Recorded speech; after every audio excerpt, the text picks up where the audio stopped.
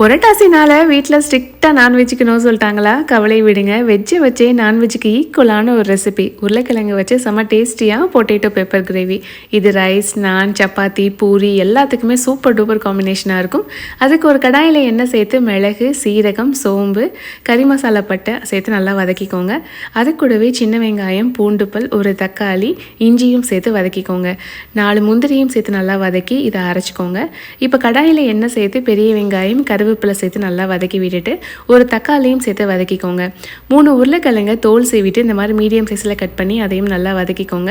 உருளைக்கிழங்கு நல்லா வதங்கணும். இப்போ அது கூட உப்பு, மல்லித்தூள், அது கூடவே சிக்கன் மசாலா இல்லைன்னா கரம் மசாலா சேர்த்துக்கோங்க. நம்ம அரைச்ச மசாலா கொஞ்சமாக தண்ணி சேர்த்து கலந்து விட்டுக்கோங்க.